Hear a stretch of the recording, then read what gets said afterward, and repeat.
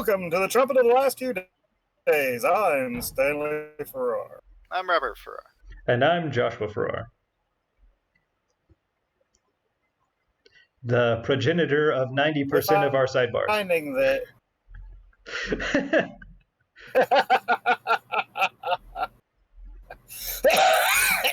When we look at the recent news, according to Epoch Times, the U.S.'s focus has shifted from Afghanistan to China. It's about time. Yeah, they should have done that years ago. Decades ago. Not decades. Wouldn't say decades. We've been in Afghanistan since early 2000s? Late yes, 90s? Early 90s. But when was Saddam Hussein taken out? When did ISIS rise up? In the early 90s. ISIS wouldn't have risen up if it weren't for... Years ago, I would agree with. Decades, I wouldn't say that. Although, let's be honest, we didn't really ever need to shift much of our focus to ISIS, because we didn't really do much fighting against ISIS. The Kurds did most of the work. We just had the gun run to them. Look, it could be argued we always do our best when we're gun runners. True. We really do. We're going to give you guys tons of weapons and ammunition. Do with it what you... But it also works best if we're actually charging them for said ammunition rather than just giving it to them. It's true. It's true. Well, we have been charging Taiwan. Yeah, the people that we should be just giving it to are charging. That's true. We should be just giving it to Taiwan. But I don't think we charge the Philippines. I think there's something in the treaty. Did we arm the Philippines or just sail over there and make presents? We do both.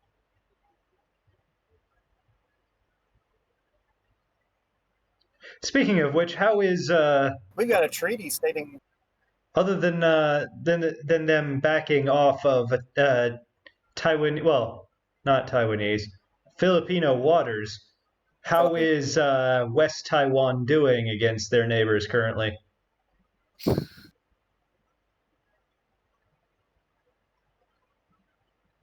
I don't know. Their leader is so wishy-washy. He changes with the wind so much, it's hard to say. I'm not quite sure whether it sank into him this time that the Chinese were fixing to move in and take him over if the U.S. had to have gotten involved. No, I said West Taiwan. Run by Beijing. Isn't that the Philippines? No. West Taiwan. West Taiwan is China. Oh, West Taiwan, China. Oh, West Taiwan. Yes, West Taiwan. Well, they're trying. The communists there are trying to take and cause as much trouble as they can with the world. Now, admittedly, their leader is still pretty wishy-washy. Yeah. Yeah. But they take and put up a big bluster and quite a front. But when somebody calls them on it, they've been backing down, except with India. Speaking of bluster and affront, now that I think about it, North Korea's been real quiet since Trump went there. It's been louder than you think. Not entirely. Took over. Since Biden got elected, they have already taken and gone back to testing missiles and threatening us with nuclear attack. Now that they know that there isn't someone who will actually retaliate. Yeah. But since the fleet has moved into the South China Sea, they have been a lot more quiet.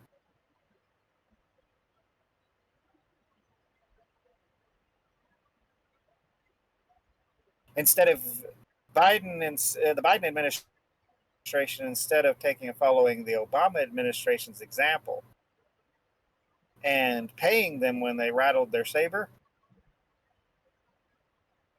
they ignored them. Mm-hmm. And by not saying anything and moving troops into the area and the Navy into the area, I think they're afraid.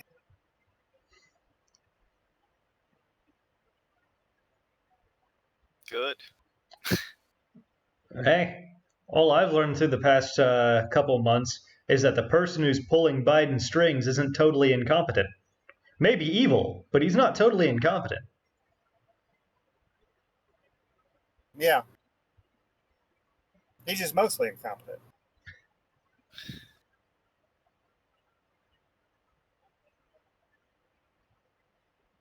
But we know that they seem to be living up to their treaties in the Asian. Let's see, what was the right term for that?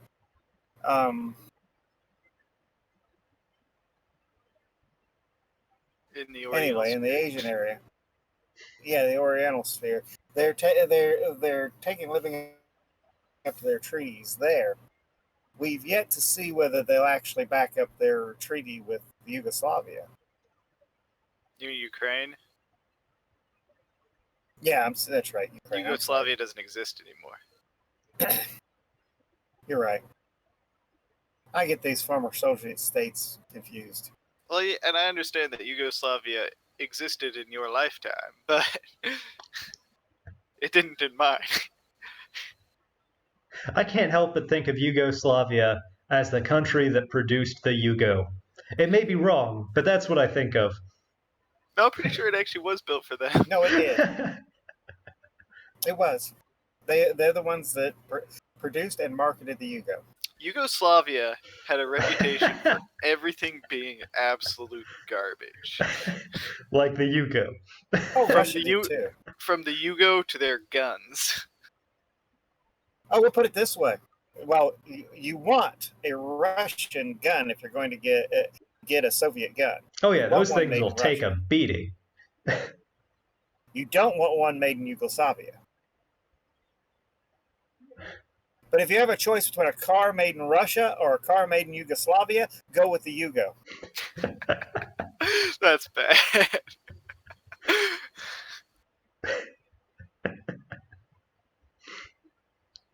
Oh my. I've never seen a Yugo that you had to take and manually operate the windshield wipers and had a lawnmower engine for under the hood. Maxims, the Russian cars are horrible. But back to the Russian buildup on the border. And that's not our of border. The Ukraine. On the Ukraine. The Russians have amassed in Mexico. Quick.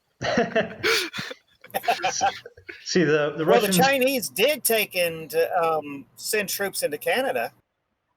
Yeah, they did. For a training exercise. With or without Canada's consent? With Canada's consent. With. They were with a joint training operation with Canada. So we need to keep an eye on those commies north of us because we could just as easily be invaded by Canada with Chinese assistance. Yeah, and I would rather not be a joint training operation. I would rather not be South Canada. A joint training operation prepares for possible defense from invasion or to invade. Mm-hmm. Usually both at the same time because people like hitting all the boxes. Yes. So most likely, so you can figure they were taking and preparing for an invasion of the United States.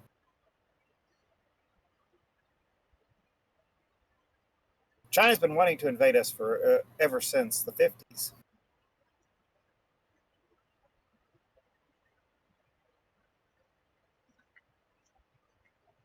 China invading is one thing. Canada invading seems a little far-fetched. Not because their commies leadership doesn't want to, but I don't think they have a population to do so. It would kind of be like Germany trying to invade Russia. It just meets with walls of guns and not get anywhere. I think you overestimate the number of guns in Russia. I do not overestimate the number of guns. I just didn't state the fact that there were about 10 times the number of people behind said guns. I was going to say the Russians were were so short on guns. They had to. Most of the troops were not issued a gun, and they had to wait for somebody to die to get one. Yeah, like I said, I wasn't overstating the number of guns in Russia. I just neglected to mention the fact that there were about 10 times the soldiers behind said guns. You know, the funny thing is that reputation of Russia as the country with the massive population that's never going to, that just won't fold because there are too many people. Yeah, communism really does a number on a country. Yeah, it doesn't have nearly that population anymore. But when they were being invaded by Germany, that was their strategy, to just throw people at the problem until the problem went away. It has about a third of the population of the U.S. now. For a country that's significantly larger. The thing is that if we were to take and look at it, that one of the things that a lot of foreign powers have stated when it comes to attacking America, that even if you were able to handle the military, with an armed civilian populace, there's a gun behind every blade of grass. And honestly, we'll just resort to guerrilla warfare at that point, as we did in the Revolutionary War. Unleash the guerrillas! And in fact, I was having a discussion earlier today, and it was pointed out that apart from guerrilla warfare, the only counter to guerrilla warfare is total warfare. Yeah. And the problem with total warfare is it doesn't leave you any land left to conquer. Yeah. You better be really confident in your supply line. Think about it. That too. I don't know how much you know about Japanese history. When they were during the Warring States period, when they were trying to reunite Japan and start fighting the Iga, they ran into problems. Now the Iga were outnumbered 10-1 by who they're fighting, but that's where the Iga ninja, the shinobi, comes from, because they did guerrilla warfare. They ambushed them. They hit and run. Disguised themselves as farmers. Disguised themselves as farmers and attacked when they weren't expecting it. Laid mines and traps in it was brutal. And they had to resort to total war to beat them. Yeah. But the methods used was essentially what we used in the American Revolution. Yeah. And it's also what the Vietnamese used against us in the Vietnam War. But the British could never have done total war and been successful. Because their supply lines were not secured. Their supply lines also relied on a very, very long boat trip. Yeah. But once again, you cannot use total war on any land you intend to use afterward. Well, you can, if you are very confident in your Sherman supply did it. lines, because that's what they did to Israel when the Sherman did it. Babylonians conquered them. Sherman had no intention of using the South afterward. He only had intention of beating the enemy. After that, it was someone else's problem. It's true. Except for they turned around and put him in charge of Reconstruction in Texas. Yes, but I've got a feeling that isn't what Sherman wanted. I think that it was more of punishment duty. So you created this mess, now you clean it up, sort of situation. But when you're looking at the grand scheme, China doesn't have the military to take and actually face an armed civilian populace.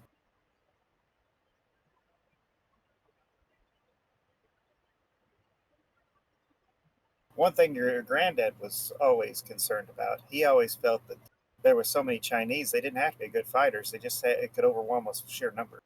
Mm-hmm.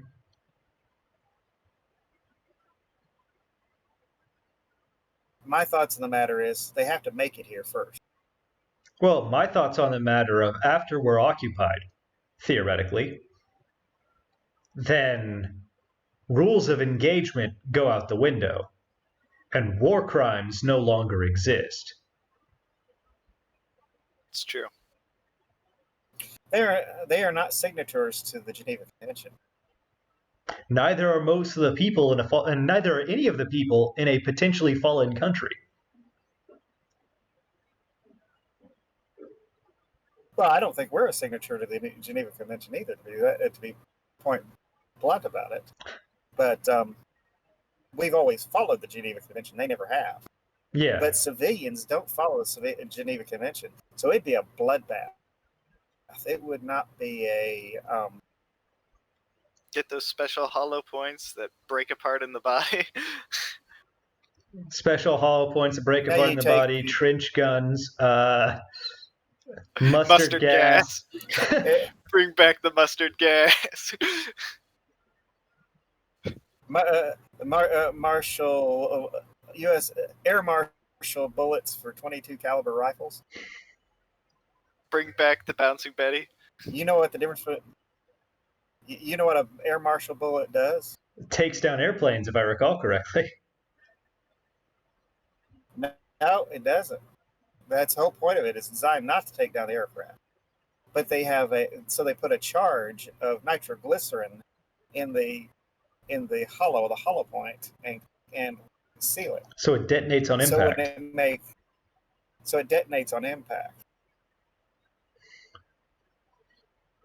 So explosive rounds. So 22s. Effectively, yeah. Rounds. Yes. So when an air marshal shoots you, he's shooting you at almost point blank range. He's not going to miss. So it hits you and blows up instead of going through you.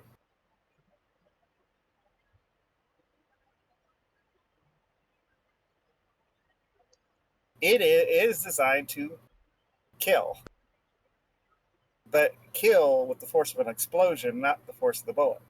Yeah.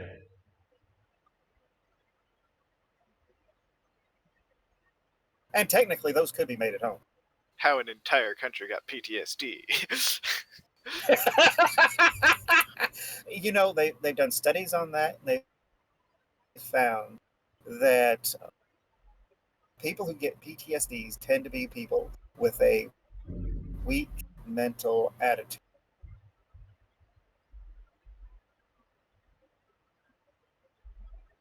They weren't prepared for the brutality of war. And they fear for their lives. Therefore, that fear develops PTSD. Well, quite frankly, if you're the number not of afraid people to who die, are prepared for the realities of war are in the very, very stark minority.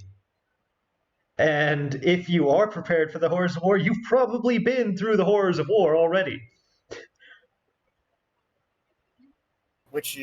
How many vets are in the United States that have been through the horrors of war? Well, some have. Most of them in Afghanistan. Yes. Or Iraq, or And the thing about it is, and there's enough people who are twisted enough that they in the United States they don't necessarily believe they can be killed, so they don't fear death. Mm-hmm. The Chinese, on the other hand, they were bawling just being moved in a bus from main part of China to the border of India. Just they got film of it with them just bawling their heads off because they were all going to go and die. What are they going to do against an opponent that actually will kill them? Well, to be fair, I think most of that attitude comes from the fact that the grand majority of soldiers in the Chinese army are not volunteer participants. That's true. They say that's one thing about the U.S. military is they are volunteer, but the thing about it is most people are not joining the military to fight. That's Some true. are, most aren't. In fact, there are very few in the military who are in positions that will ever see any form of combat, regardless of which branch you're in. Yeah. Now, one thing about if it came to a civil war in the United States, I think that one thing they don't take into consideration The is ingenuity of the rednecks. yeah, the ingenuity of the rednecks and the flat down brutality of my generations of veterans. We don't hold to the same patty cake mentality that came in later. I can say, having met more than a few of your generation of veterans, that more so do than you think. Well, there may be. The guys I ran with, I knew a guy who he took and had some very interesting books. Terrorist Handbook. Um, Homemade bombs made easy. He was the guy who liked to levitate Coke And he was a machines, bomber. wasn't he? He actually did it. Yes. What really almost got him arrested was setting off a bomb in a movie theater.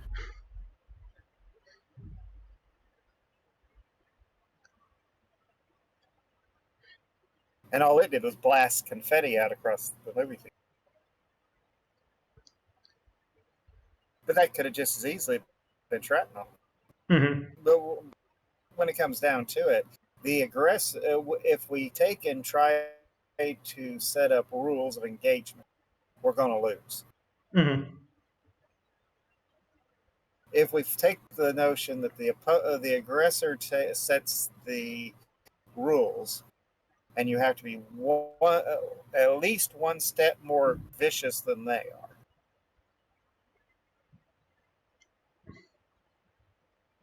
then we'll win and we'll win big. Yeah. But then again, I don't have a qualm with the notion of total war. Well, I firmly believe that war should be so atrocious that people don't want to repeat it. there's a circumstance that I have a problem with total war in. And that's the circumstance as if I am on the guerrilla warfare side. I don't even have a problem with it then. Because I do. You always want to bind your opponent's hands. Oh yeah, I'd prefer to bind my opponent's hands, but if it comes down to it, creativity always wins out. Creativity and one thing about communists, does. they're not creative. Yeah. If they're not creative, then communists are not. If they're not creative, then they can't effectively use total war anyway. Well, I mean, You okay. have to be really creative to effectively use total war.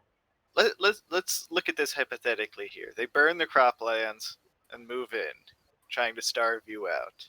Well, there's an easy solution to that. You kill your opponent, loot the food off of them, and feed your entire populace based on the waves of enemies you're mowing down. You attack their supply train. Yeah. Attacking the supply train is basics of the basics, though. If you're not already attacking their Yeah, supply train, then What are you doing? what are you doing? Especially if you're utilizing guerrilla warfare. So if their supply train is compromised enough from the guerrilla warfare, then they can't effectively use total warfare anyway, because then they'd be killing their own troops. But they do it anyway. The troops would rebel. Step one in guerrilla war. Mutiny. Step one in guerrilla war. Guerrilla war. You take and burn the crops first. That's scorched earth, though. That's usually a last ditch. No, I disagree. Then if you burn your crops first, then you attack their supply lines. If you burn your crops first, then you're utilizing total warfare, not guerrilla warfare. You want to keep your crops around so you can disguise yourself as farmers. That is guerrilla warfare. Historically speaking, burning your own crops is the last ditch method. It's what the Vietnamese did when China invaded them. Vlad the Impaler proved that defensive total warfare works. It's unpleasant for everyone involved, but it works. Well, like I said, it's usually a last ditch. But defensive total warfare and guerrilla warfare are not the same thing. You think that Vlad thought he had another option before he started not a chance. His own stuff? But you take and okay, you move in, and you slip some people in the cover of darkness in, and you pour chemicals into their gas tanks. Drano or something, Mm-hmm. Something simple. If it's gasoline, it'll explode. If it's diesel, it'll just ruin the engine. So you do something really simple that anybody can do, and you get out.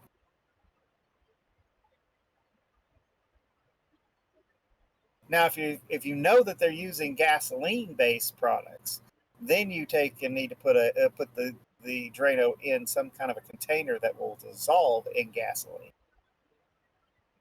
so that it doesn't explode while you're there. Now, additionally, yes, one thing you would want to do is afterwards, when they have to double their guard in order to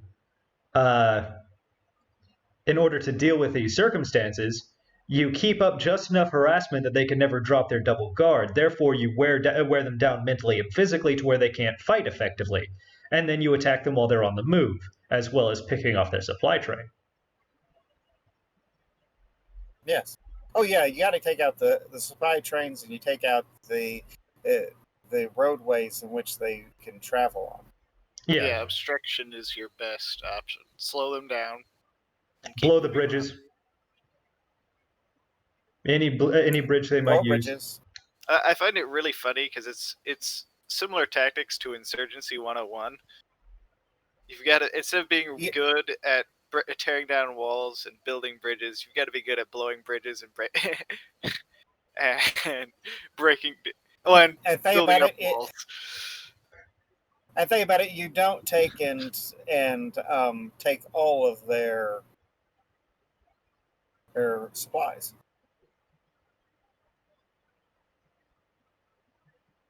You let a certain percentage go through after you've stopped them. So that way they don't try to put all of their force into stopping you from attacking their supply lines. Well, there's that. And at some point in time, you can poison their supply line. Well, yeah. But you have to leave it within enough reasonable doubt that you hadn't tampered with it. So you have to leave a record of having let through perfectly good supply. And make them think that it's just because you can't carry all of it. Yeah, you got to let a certain percentage through. and then every so often you poison a batch. Then, once they start thinking that you've And when that poisoned supply every line, batch, they'll start throwing it out even if it's good food, so you won't have to poison it continually. Therefore, you can maintain your own supply. right? Is this stuff going to be allowed on YouTube? I don't know. Well, we've gotten through on. I don't know if it was worse topics, but it was similar topics. So, by the way, Uh, ISIS, which had been stuck to its lone stronghold in Iraq, is now funding terrorist groups in Africa. Surprise, surprise. well, from that article, it sounded like they were actually moving into Africa. No, it's they're remotely funding various groups. They're also Well, training them. with an organization that relies so heavily on splinter cells, it's not all that surprising. Well, except ISIS didn't, because its whole goal was to establish a new Islamic nation.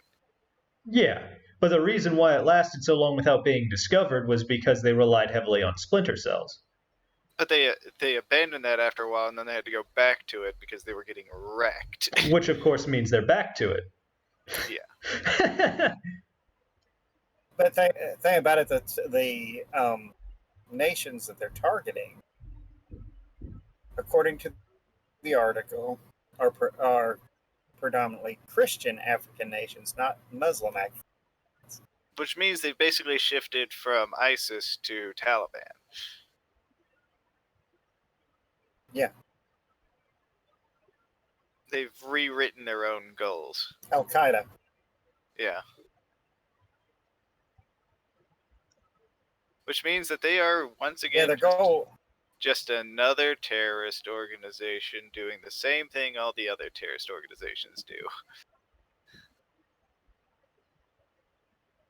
Because they failed. And if you look at it, well, terrorism in and of itself, normally by itself, doesn't win. There are a few occasions, but for the most part, it doesn't win. That's because all it does Look at is Northern Ireland. all it does is raise the ire of the population that is being used as its shield. Yeah. In Northern Ireland, they took and the Sinn Féin took and the IRA took and attacked and did all these horrible things. They blew up one of our military bases. And in fact, the military base that I was stationed on in Scotland was built by the funds the IRA gave America to pay for the military base they blew up in Ireland. But all these conflicts taken, you would think, okay, well, they would be then Ireland should be reunited if they succeeded. It's not. All they did was embitter the populace against them. Mm-hmm. Now Northern Ireland wants nothing to do with the rest of Ireland. Actually, that's not true. But the rest of Ireland said, you're not welcome. We don't want you. Oh. So they ended up with a permanent split. They did not accomplish their goal. A lot of people died from it, but they didn't accomplish their goal. Now, the Republic of Ireland, they waged war, guerrilla tactics, and terrorism for a long time, and they actually were granted their own independence. So I guess you could say that one succeeded. Well, the difference between guerrilla warfare and terrorism is, well, there's a couple of major differences, but one of the differences is your targets. That's the main difference. That's the main difference. The second one is what you use as a shield. Guerrilla warfare primarily uses the environment as a shield. Terrorism uses the populace as their shield. Which will embitter you against the populace. Which will embitter you against the populace and make you lose your goal inherently. Which is the major difference between Republic of Ireland and Northern Ireland. Yes. That and the Republic of Ireland had military targets. The Northern Ireland did not. They would bomb anything. Which is exactly why BLM is getting so much, for lack of a better term, hate in the States right now, because they are targeting everything at random. They don't have a specific goal, they don't have a specific purpose, and they are using, once again, the people as a shield from to prevent them from being stamped out. They're a terrorist organization. Now, they do have media Sure. advocates that are trying to help their standing, but I don't know that it's working. Well, so did the IRA, but that didn't change anything. Now, if you take a look at the Antifa and Black Lives Matter, yes, I agree they're terrorist organizations, but they do have a goal. Their goal is to burn everything down to establish a Marxist state. I never said that terrorist organizations don't have a goal. I said that their goal isn't specified, or it isn't hyper-focused. Guerrilla warfare, their goal is to deal with the enemy. Terrorism, their goal is to make as much damage as possible to hide what their actual goal is.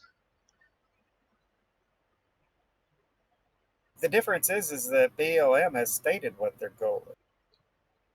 They stated their goal is to burn everything down and establish a Marxist state. Yes. But once again, using these tactics, once you have embittered the population against you, you have lost, regardless of how long you make yourself last. And BLM, especially with this latest move of their leaders buying themselves mansions, has embittered themselves against the populace. They have lost, they just don't know it yet. And neither does the congressman. Yeah. Because their supporters in Congress are still, well, Maxine Waters was out interfering with a court case just this week. Yeah. Which I'm pretty sure is illegal, isn't it? Oh, she made sure to get herself immunity first. Yes. And yes, it's illegal.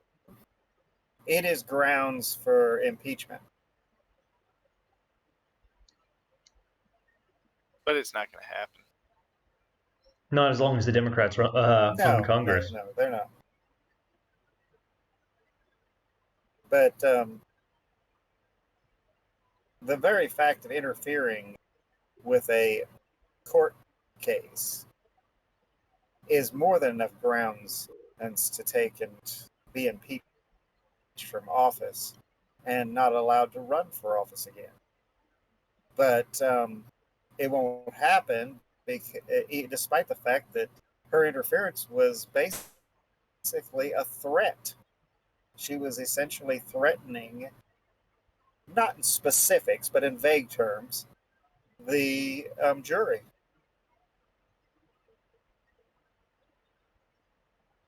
Basically stating that they were going to bring Black Lives Matter down upon them. Mm-hmm.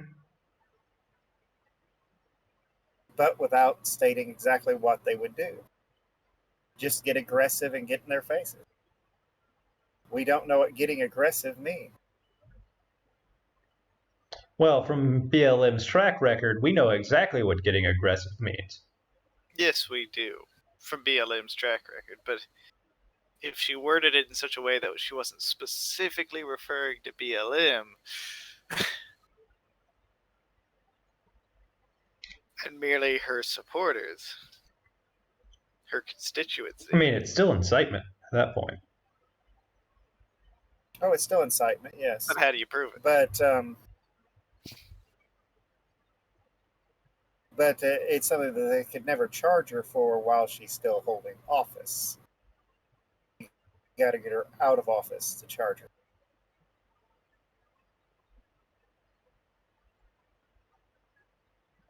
They do a lot of criminal activity and cover it up with their office.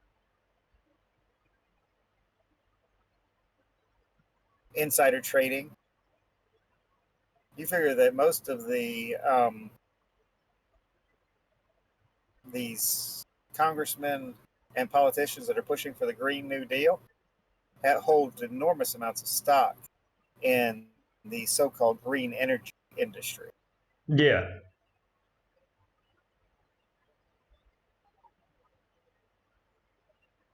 So they're trying to force it to where people have to buy their product. That's criminal, but they legalized it For themselves. as long as they're in Congress. Yeah, for themselves. It used to would be enough to get a congressman put and thrown in prison. Not now. Now it's totally legal.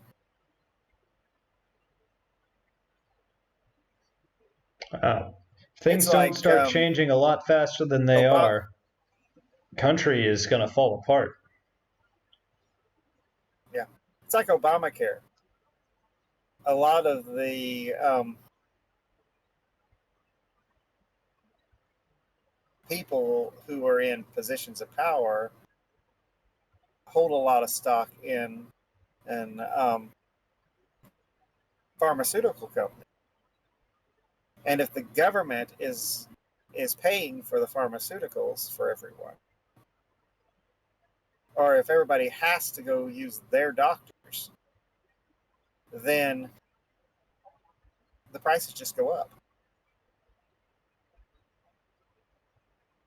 Therefore, they make more money. The doctors actually make less, but the pharmaceutical companies make more.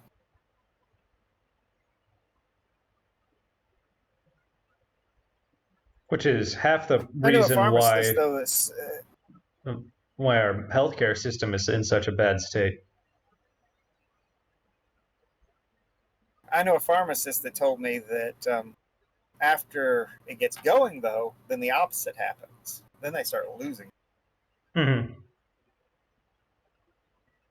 Because he said that he wouldn't take a Medicaid or Medicaid prescriptions because the government wouldn't pay the actual value of the medication.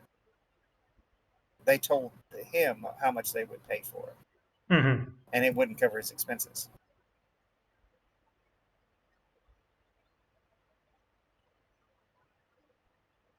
So if that side of the coin flips up and they don't make a lot of money off of it, The pharmaceutical then companies will go under. then the pharmacies go out of business.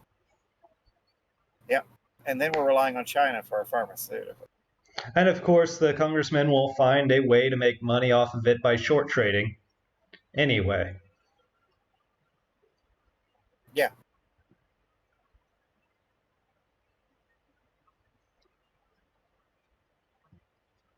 Oh, yeah. When it comes to corruption, and our government had all kinds of checks and balances to prevent that from happening, and they've done away with most of them. Well, when it comes to corruption in general, the United States may not be number one in the world, but it's in the top 15. Well, go on. I'm really disappointed, actually, because the U.S. was an experiment on how to make the best government possible. And I think it's safe to say that it utterly failed.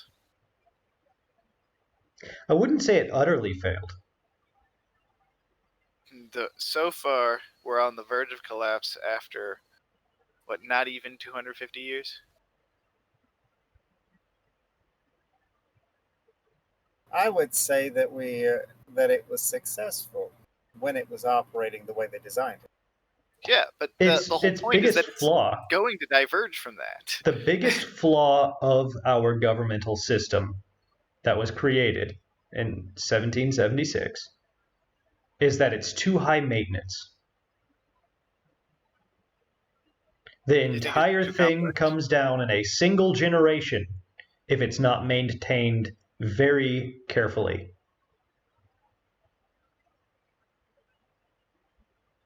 And see, that's one place where I'll disagree with you because it was not high maintenance to begin with, because the government didn't do much. People were, your local governments had more power than the federal government. Yeah, but that all changed after the Civil War. Yes, and at that point in time, we had a different governmental system. And once we traded We were no over, longer under the one we were designed.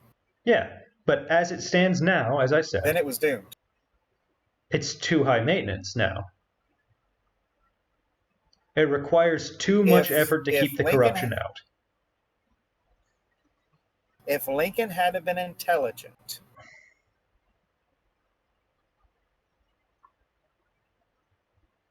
and I know I'm going to offend a lot of people with that statement, but if Lincoln had been intelligent, he would have let the South go. Agreed. And then in about 30 or 40 years, they would have been coming back hat in hand to rejoin the Begging to rejoin the Union. When the money dried up. and when the money dried up, because slavery was on its way out anyway. Slavery is an unsustainable system. So, well, tell the Muslims that they still have slavery. Yeah, but when you take and you look at the process, they could have taken and been stronger afterward instead of having the all the hatreds and hard feelings that the Reconstruction brought about. well, there's a lot of critics to that who will say that allowing slavery to continue for that long would have been morally wrong in the first place. I will agree it would be morally wrong, but is it the government's place to enforce morality? I would say no. That is up to the individual. Now, you could take and they could easily outlaw slavery in the states in the northern states, and I believe that it wouldn't have been long before most of the states would have outlawed it. Mm-hmm. But when they reunited, They could have they made would that have a had condition more for of a coming common back. ground. They could have made that as a condition for coming back. So, you have to do away with slavery if you're going to come back into the Union. And if they had have done it that way, it could have easily have taken and altered everything. But they made the mistake of fighting a war that cost more American lives than any war in history, and destroyed much of the country and damaged the economy in both North and South. And left resentments that last to this day. While they could have easily have just stated, "Well, we won't trade with a with a slave nation, and that would have and the majority of the economic trade was between the North and the South. So that would have taken and killed the economy of the South and forced them into capitulating economically. Yeah. Much different approach.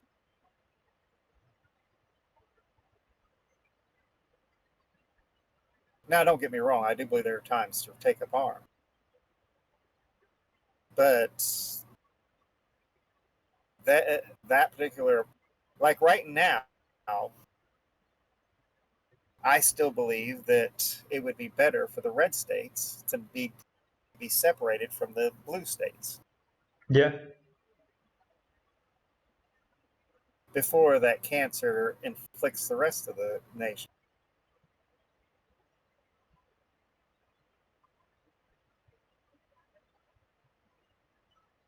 I think it would do a lot to let If you've got grudges die down a bit too if we were just separate. oh, I don't believe so.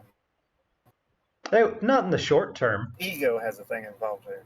Ego has a thing involved in it, but I think it would eventually sort of work out the way the United States and Britain, or Britain and France, or Rome and the entirety of Europe, where eventually things would die down a bit and they could at least be on speaking terms. Well, that might happen, but like I said, they would become a communist nation, so it would be really hard to deal with them. That's true. But look at what happens to communist nations. Yeah, they collapse. And it normally doesn't take long. And then it would be the blue states crawling to the red states, hat in hand, asking to rejoin.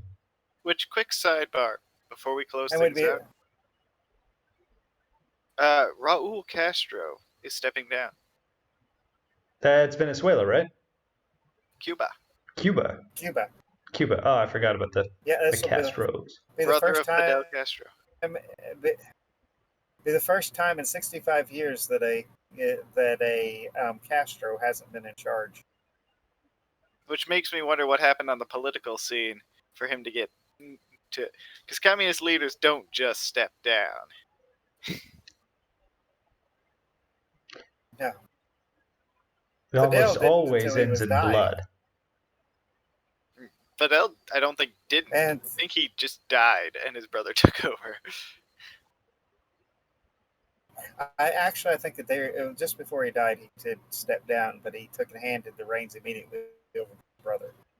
But that tells me that the Cuban economy is in such shambles that the Communist Party of Cuba has seen fit to oust their leader or encourage him to step down. Anyway. Well, you never know when the grocery stores are going to be open in Cuba. Because it all depends on when the government sees fit to allow them to receive supplies that they'll open. And then there's no choice. It's whatever's available. Well, and the Cuban economy... At whatever price they ask. The Cuban economy saw an 11% contraction since the coronavirus hit. Which is, for a country that already has a very small output, that's bad.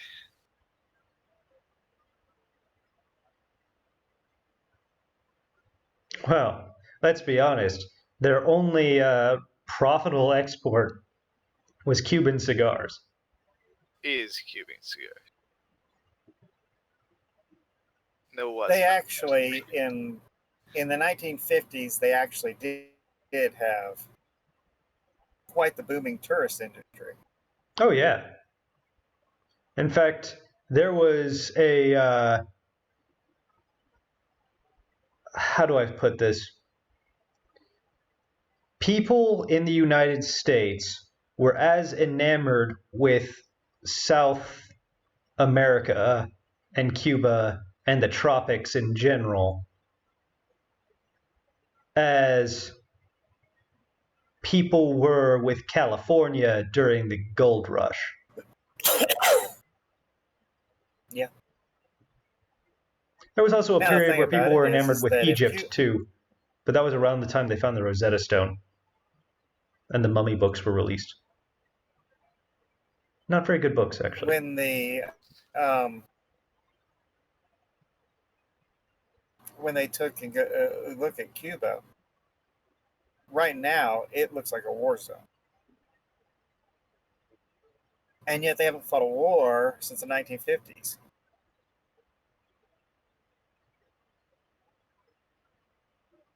People are living in buildings that have massive holes in the walls, and their floors are missing on certain floors of the building, where you could fall to your death just walking through the building. And people are living there. Um,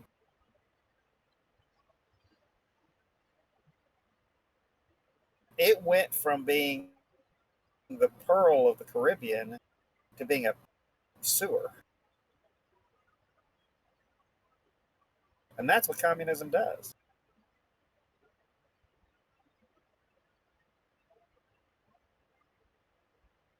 Now, I'm not saying that the politicians of Cuba, they were probably corrupt. That much I wouldn't be surprised about at all. That was the Well, case of Venezuela. at this point, I have a hard time believing any politician isn't corrupt, regardless of the country. There is a bill before Congress right now for a constitutional amendment To limit Congress terms, if I to, recall correctly. that's right, term limit. I can't see it passing, even though it'd be the best thing that could go.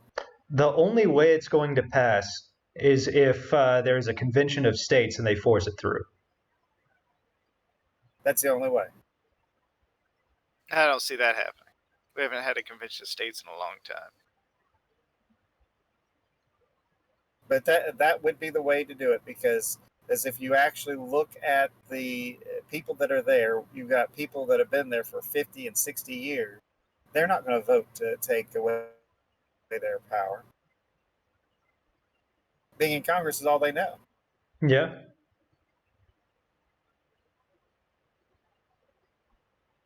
Well, if you like today's episode, I'm sure you know a lot more than what it's like to be in Congress. Hated my closing for the last episode that much, huh?